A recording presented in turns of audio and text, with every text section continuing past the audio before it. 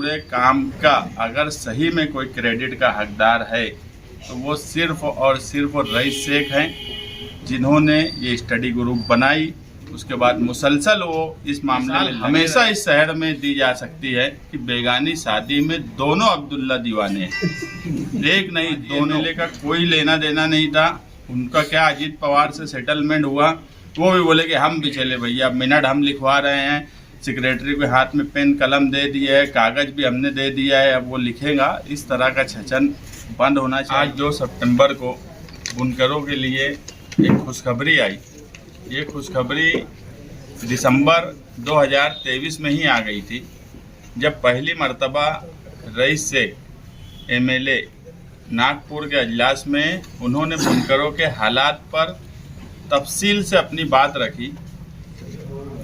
तो महाराष्ट्र में पहली मर्तबा प्लेन पावर लूम पर कोई स्टडी ग्रुप बना और उस स्टडी ग्रुप ने जो पावर लूम महाराष्ट्र के सेंटर थे, मालेगांव में भी रईस शेख साहब आए, इचलकरंजी भी गए, भिवंडी के वो एमएलए हैं, नागपुर कामठी में भी गए, तो एक स्टडी करके, और फाल ग्रुप में रईस शेख उसमें थे, इचलकरंजी के भी एमएलए थे, हमारे आउटर के दादा भूसे वो उसके चेयरमैन थे, मगर वो स्टडी ग्रुप रईस शेख के बोलने पे बनी। और हम ये बात हमेशा मानते हैं कि अगर जिसने काम किया है उसकी हौसला अफजाई होना चाहिए। हम रईस शेख साहब को मुबारकबाद देते हैं। पार्लियामेंट से पहले जो जीआर निकला था उसमें एक अटी शर्ती थी रजिस्ट्रेशन की। वो अटी शर्ती पार्लियामेंट इलेक्शन के बाद जब मुंबई में अजलास हुआ तो चंद्रकांत दादा पाटिल को अबू आसिम आजमी और रईस शेख ने एक लेटर दिया और उनके नाम से लेटर आया कि वो अटी शर्ती हटाई जा रही है और हॉल में भी बोला गया। मगर मालेगांव शहर की बदकिस्मती ये है कि यहाँ कोई कुछ नहीं करता और अपना इस्तेकबाल करवा लेता, पटाखे फोड़ लेते। ये तरीका बिल्कुल गलत है। जो महाराष्ट्र का सबसे बड़ा सेंटर था, वहाँ के एमएलए को स्टडी ग्रुप में नहीं लिया गया तो उनकी कितनी दिलचस्पी बुनकरों के ताल्लुक से थी वो उसी वक्त वाज़ेह हो गई। अगर उनकी यहाँ तक कि जिस वक्त रईस शेख का नागपुर अजलास में वो विषय लगा था, उस वक्त मालेगांव के मौजूदा एमएलए हॉल में हाजिर भी नहीं थे। मैं इससे पहले भी बोला कि अगर विषय कोई भी लगाए, वो म्युनिसिपल कॉरपोरेशन का हो या असेंबली हो या पार्लियामेंट में हो, अगर मेरी दिलचस्पी है तो मैं कम से कम वहाँ रहूँगा, उस पर बात रखूँगा। इन्होंने उस पर कोई बात नहीं रखी। उसके बाद तो मैं हैरान हूँ कि माजी आमदार को क्या सूझी, तो वो असेंबली अजलास में बात हो गई कि हाँ वो अटी शर्ती ख़त्म कर दी जाएंगी। फिर वो बोले कि अब मैंने अजीत पवार से बात कर लिया, जबकि ये सवाल जो था ये पिछले अजलास में, आखिरी अजलास जो मुंबई में हुआ, उसी में ये बात मंजूरी दे दी गई थी। अब बाकी बातें अगर बोली जाएं कि मिनट से लिखे जा रहे हैं, अभी कागज़ निकाला गया है, पेन लेके सेक्रेटरी हाजिर है, वो भी एक खबर बना दो कि यार अभी पेन लेके सेक्रेटरी बैठा है, अब वो मिनट लिख रहा है, हो गई हमारी कामयाब नुमाइंदगी। इस तरह का छचन मालेगांव शहर में करते हैं, जिसकी एक मिसाल हमेशा इस शहर में दी जा सकती है कि बेगानी शादी में दोनों अब्दुल्ला दीवाने हैं, एक नहीं दोनों। एक की कोई दिलचस्पी नहीं थी, पूरे दिसंबर से लेके अभी तक साल भर ख़त्म होने लगा, माजी एमएलए का कोई लेना देना नहीं था।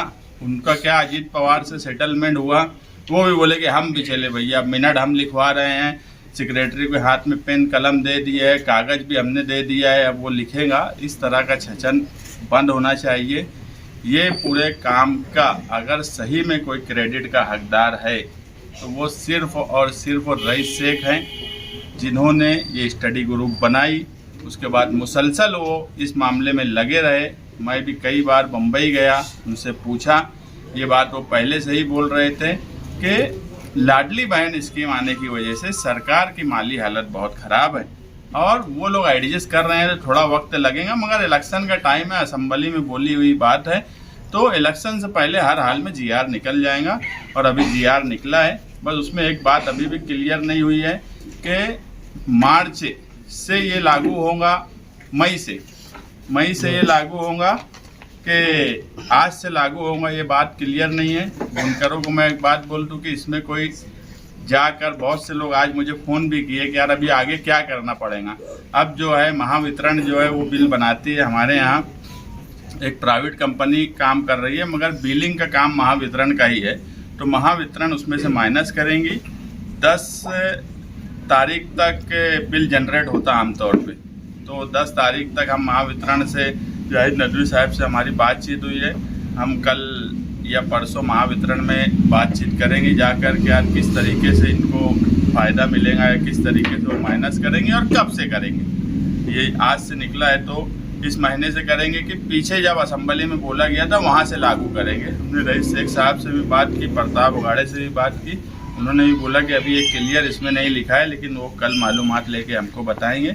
मैं दोबारा मालेगांव शहरियान की तरफ से, समाजवादी पार्टी की तरफ से रईस शेख साहब को मुबारकबाद देता हूं कि उन्होंने बुनकरों की जो रहनुमाई की, वो रहनुमाई के लिए बुनकर तरस रहा था। आज जो बुनकर के हालात हो गए हैं, और ख़ास तौर से पावरलूम सेंटर को निशाना बनाया जाने लगा। जो प्राइवेट कंपनियां आती हैं, आप एक बार गौर करेंगे तो ये प्राइवेट कंपनी पूरे महाराष्ट्र में नहीं है, ख़ास तौर से पावरलूम सेंटर भिवंडी, मालेगांव ऐसी जगह जानबूझ के दी जाती है। अगर इनको प्राइवेटाइजेशन करना ही है तो पूरे महाराष्ट्र में कर दे, मगर जानबूझ के सिर्फ पावरलूम सेंटर पर की जा रही है। ये एक राहत है। इसमें स्टडी ग्रुप में उनके और भी कई मामलात थे जिस पर वो काम कर रहे हैं। इंशाल्लाह आने वाले इलेक्शन में आसिम भाई भी बोले अगर मालेगांव शहर से समाजवादी पार्टी का एमएलए चुनकर जाता है तो हम बुनकरों के लिए और क्या क्या राहत दे सकते हैं, हम इंशाल्लाह कोशिश करेंगे कि उनको राहत दें। मगर जिसका काम है उसी की हौसला अफजाई होना चाहिए। जब तक छछन करने वाले, हम एक बात हमेशा बोलते निहाल साहब के वक्त से कि जिसमें हमारा कोई काम नहीं रहता, जहां हम कुछ नहीं करते वहां हम कुछ नहीं बोलते। इस मामले में हमने बहुत कुछ किया ऐसा नहीं है। इस मामले में अगर किसी ने किया तो वो रईस शेख ने किया।